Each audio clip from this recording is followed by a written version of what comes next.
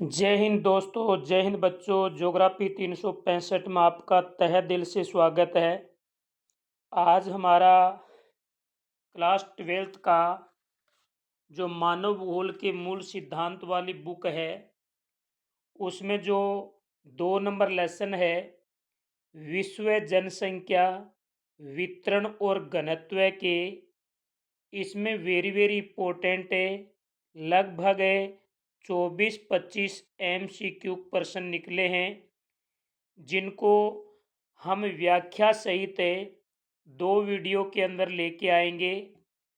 और जो हमारी भारत का भूगोल और लोक अर्थव्यवस्था वाली जो बुक है, उनके सब के सब MCQ मैंने आपको बता दिए व्याख्या सहित।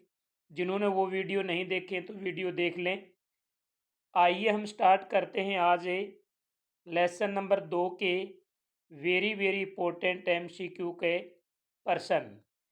पहला क्वेश्चन है, निम्न में से कौन सा कथन सत्य है। यहाँ पर सत्य कथन पूछा है। 4 आपके सामने दिए हुए हैं और ये चारों सत्य कथन के रूप में एग्जाम में भले ही नहीं पूछे जाएंगे, लेकिन आपके जो रेगिस्तान का प्रश्न आता है वहाँ पर, और जो आपका एबेसैदे के प्रश्न हैं वहाँ पर, और जो वन वर्ड प्रश्न आते हैं वहाँ पर आपको ये प्रश्न पूछे जा सकते हैं। तो आइए हम स्टार्ट करते हैं। पहला है कि किसी देश के निवासी ही किसी देश के निवासी ही उसके वास्तविक धन हैं। बिल्कुल सही है। एक माँ बाप के लिए उनकी जो औलाद है वही वास्तविक धन होती है, उनसे बढ़कर के कुछ नहीं होता। तो यही बात एक देश पर ऊपर, एक राष्ट्र के ऊपर लागू होती है। दूसरा, 21वीं सदी के आरंभ में विश्व की जनसंख्या लगभग 600 करोड़ से अधिक है। 600 करोड़ से अधिक है। बिल्कुल ये बात भी राइट है।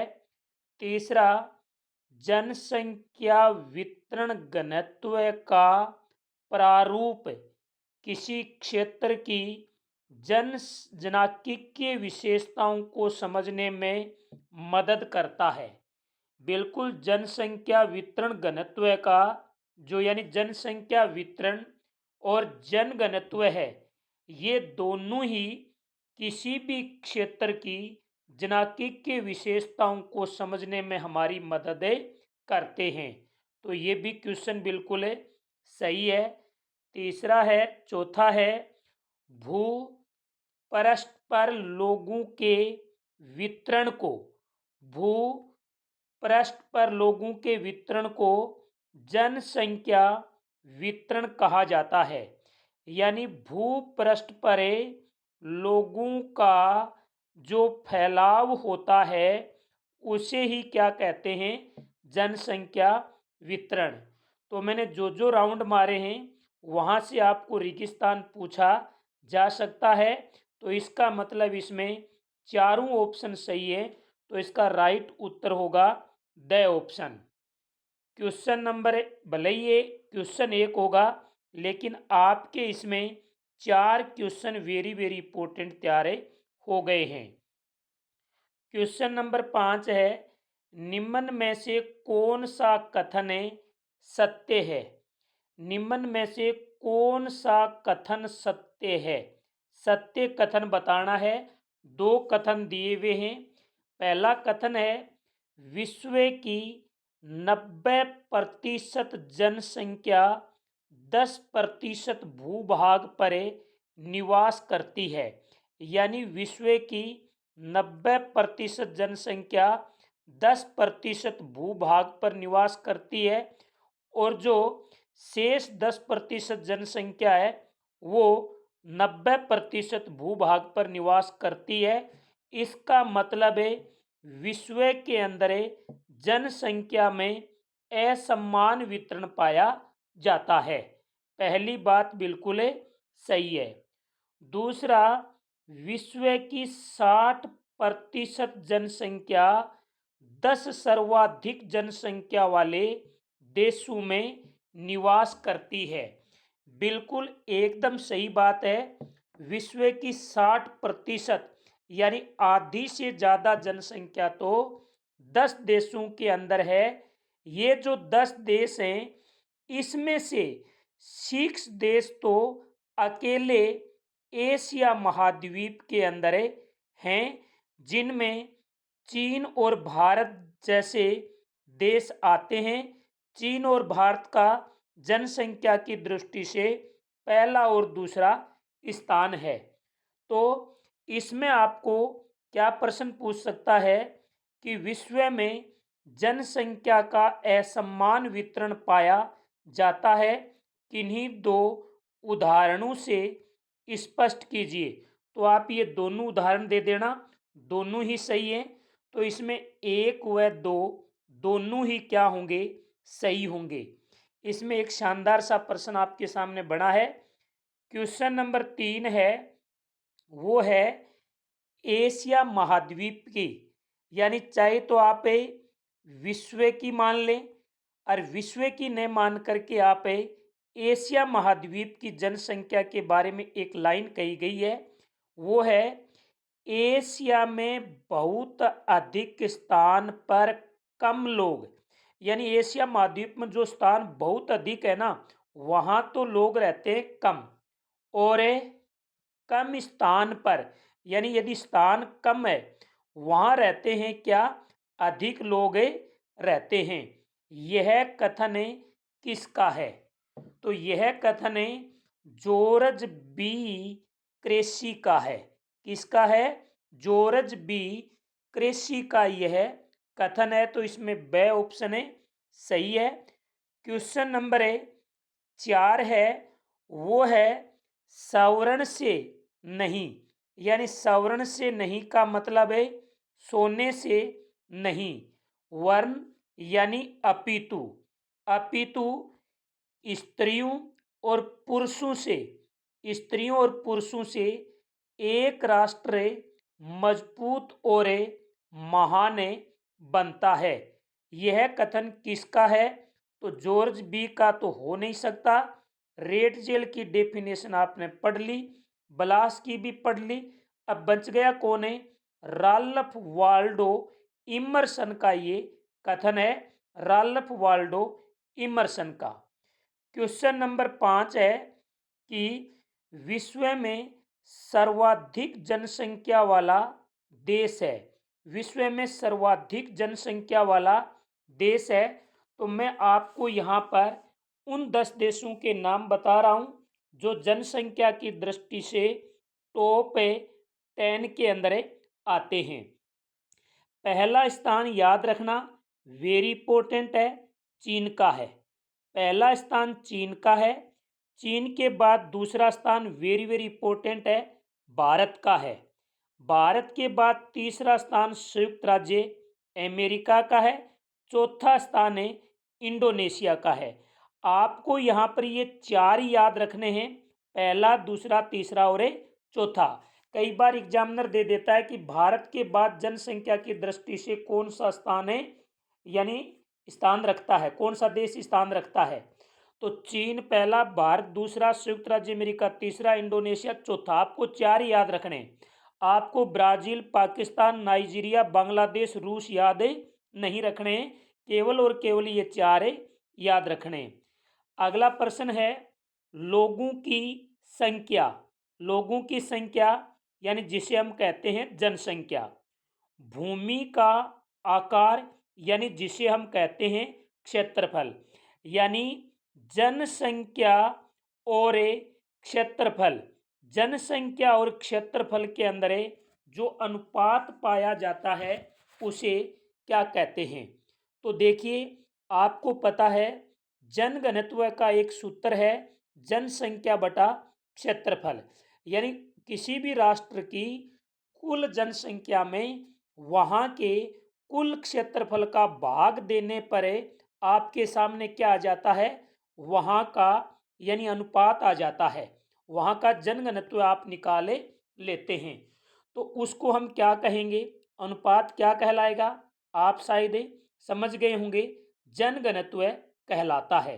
तो कई बार एग्जामिनर जनघनत्व की डेफिनेशन भी पूछ लेता है, कई बार जनघनत्व का सूत्र भी पूछ लेता है, और कई बार जनघनत्व का एक क्वेश्चन देकर के भी आपको पूछ लेता है कि एक राष्ट्र की जनसंख्या इतनी है और वहाँ का क्षेत्रफल इतना है, तो जनघनत्व ज्ञात कीजिए।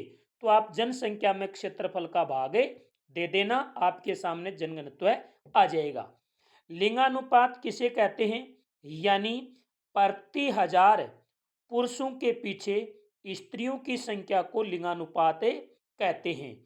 जनसंख्या वृद्धि किसे कहते हैं, 2 दशकों के मध्य किसी क्षेत्र विशेष में होने वाला जनसंख्या परिवर्तन ही जनसंख्या वृद्धि कहलाता है। जनसंख्या वितरण मैंने क्वेश्चन नंबर 1 में बता ही दिया था, तो इसका राइट उत्तर होगा से। क्वेश्चन नंबर 7 है, वो है जनसंख्या वितरण को प्रभावित करने वाले आर्थिक कारकों को, आर्थिक कारक हैं। बड़ा शानदार प्रश्न है, ध्यान दें, यहां से एग्जामिनर आपको एक बड़े प्रश्न की उम्मीद रखता है, और वो बड़ा प्रश्न क्या दे सकता है, 2-3 नंबर का, कि जनसंख्या वितरण को प्रभावित करने वाले, यहाँ पर जनसंख्या वितरण मान लो, चाहे आप जनघनत्व भी लिखा आ सकता है, यानी जनसंख्या वितरण और जनघनत्व को प्रभावित करने वाले कारकों को समझाइए। एक प्रश्न तो ऐसा आ सकता है, और एक प्रश्न आ सकता है कि जनसंख्या वितरण या जनघनत्व को प्रभावित करने वाले भौगोलिक कारकों को समझाइए। तो ऐसी स्थिति में आपको सिर्फ और सिर्फ भौगोलिक कारकों का वर्णन करना है। कई बार एग्जामिनर आर्थिक कारक भी पूछ लेता है, तो यानी जो भौगोलिक कारक हैं वो 4 हैं, जैसे जलापूर्ति है, भू आकृति है, जलवायु है, मृदा है। ये 4 तो क्या हैं, भौगोलिक कारक हैं। आर्थिक कारक 3 हैं, जिसमें माइनिंग यानी खनिज है, और नगरीकरण है, और औद्योगिकरण है। तीसरा इसमें आता है सामाजिक एवं सांस्कृतिक कारक। तो यहाँ पर बड़ा प्रश्न भी पूछा जा सकता है, और इनमें बीच में से तोड़ यानी तोड़ मरोड़ के भी छोटे प्रश्न भी पूछे जा सकते हैं। जैसे मैंने पूछा है कि जनसंख्या वितरण को प्रभावित करने वाले आर्थिक कारक हैं, यानी वे कारक जिनसे हमें किसी न किसी माध्यम से आय प्राप्त होती है। तो इसमें स ऑप्शन है वो बिल्कुल सही है, क्योंकि ए और ब हैं ये भौगोलिक कारक हैं, स ऑप्शन है वो आर्थिक कारक है। क्वेश्चन नंबर 8 है, वो है जापान का कोबे ओसाका, यानी जापान का कोबे ओसाका वाला जो क्षेत्र है वो लोगों के रहने के लिए नहीं है। यहाँ पर लोगों के अनुकूल जलवायु न होकर के प्रतिकूल जलवायु है, फिर भी ये सघन बसा हुआ है। फिर भी ये क्या है, यानी संगा की जगह आप फिर भी ये सघन बसा हुआ है। इसका क्या कारण है, देखिए अभी मैंने कहा जनसंख्या वितरण या जनघनत्व के बीच में से तोड़ मरोड़ के भी एग्जामिनर प्रश्न दे सकता है। जैसे मैंने दे दिया कि जापान का कोबे ओसाका प्रदेश किस कारण सघन बसा हुआ है। तो देखिए मैं आपको बता दूं कि जापान का कोबे ओसाका प्रदेश के अंदर उद्योगों की उपस्थिति, यानी जो उद्योग हैं वो सर्वाधिक पाए जाते हैं, जिसके कारण यहाँ पर लोगों को आसानी से रोजगार प्राप्त हो जाता है, इसलिए यहाँ पर जनसंख्या है वो अधिक है। तो इसमें ए ऑप्शन है वो आपका बिल्कुल सही होगा। अब यहाँ पर एक प्रश्न और भी आपको एग्जामिनर पूछ सकता है, और उस प्रश्न की यदि मैं बात करूं तो ये पूछ ले कि अफ्रीका की, यानी अफ्रीका की जो कटंगा जाम्बिया पेटी है, अफ्रीका की जो कटंगा जाम्बिया तांबा पेटी है, जाम्बिया तांबा पेटी है, यहाँ पर सघन जनसंख्या क्यों पाई जाती है? जैसे जापान के कोबे ओसाका की तो मैंने बता दी, इस कारण उद्योग होने के कारण। अफ्रीका की कटंगा जाम्बिया तांबा पेटी भी लोगों के लिए रहने लायक नहीं है, उनके बावजूद भी यहाँ पर क्या है कि लोग सर्वाधिक निवास करते हैं। इसका कारण है यहाँ पर तांबा है, तांबा का मतलब यहाँ पर है खनिज पाए जाते हैं। तो ये प्रश्न आपको लगभग 2 प्रश्न देके जा रहा है, साथ साथ में वीडियो को शेयर करते रहें। अगला क्वेश्चन नंबर 9, दो समय अंतरालों के बीच, इसका उत्तर आपको मिल गया पीछे। दो समय अंतरालों के बीच किसी क्षेत्र विशेष में होने वाला जनसंख्या परिवर्तन क्या कहलाता है? तो ये जनसंख्या वृद्धि कहलाता है, जनसंख्या वृद्धि कहलाता है। एग्जामिनर ये पूछ ले आपको कि जनसंख्या वृद्धि दर किसे कहते हैं, जनसंख्या वृद्धि दर किसे कहते हैं? तो आपका उत्तर क्या होगा? उत्तर होगा कि दो समय अंतरालों के बीच किसी क्षेत्र विशेष में होने वाले जन परिवर्तन को प्रतिशत में व्यक्त करना ही, प्रतिशत में व्यक्त करना ही क्या कहलाता है? जनसंख्या वृद्धि कहलाता है। तो यहाँ पर जनसंख्या वृद्धि का भी पता लग गया, जनसंख्या वृद्धि दर का भी पता लग गया, और जनसंख्या वृद्धि दर को प्रतिशत में व्यक्त किया जाता है।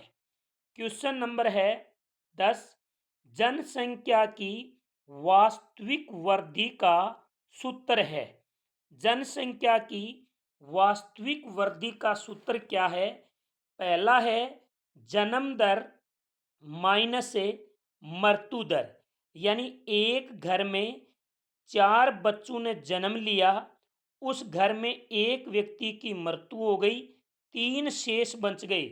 ये 3 की जो जनसंख्या इस घर में बढ़ी है, ये है प्राकृतिक वृद्धि, यानी नेचुरल ग्रोथ। तो ये तो हो गया प्राकृतिक वृद्धि का सूत्र। और दूसरा है कि जन्म लिया एक घर में 8 बच्चों ने और मृत्यु हो गई एक की, और उस घर में बाहर से मेहमान आ गए 4 और उस घर से गए व्यक्ति 2। तो 8 - 1 बराबर 7 प्लस 4 - 2 बराबर 2, यानी यहाँ पर 9 व्यक्तियों की वृद्धि हुई है। इस वृद्धि को हम कहते हैं वास्तविक वृद्धि। इस वृद्धि को हम क्या कहते हैं? वास्तविक। तो ऊपर वाला ए ऑप्शन है, ये तो यानी जनसंख्या की प्राकृतिक वृद्धि का सूत्र है, और जो ब है वो है जनसंख्या की वास्तविक वृद्धि का सूत्र। दोनों सूत्र याद रखना। आगे हमें अगले वीडियो के अंदर बाकी के क्वेश्चन लेके आएंगे, क्योंकि वीडियो आपके लिए बहुत लंबा हो जाता है और लंबा वीडियो आज के विद्यार्थी देखते नहीं हैं, इसलिए प्रत्येक लेसन को 2-2 भागों में आपको बांट के दिया जा रहा है। उम्मीद करता हूं कि वीडियो आपको बहुत अच्छे लग रहे होंगे। तो जितनी भी आपकी मित्र मंडली है उनमें शेयर करें, और आपका जो स्टेटस है वहां पर आप इस वीडियो को जरूर लगाएं।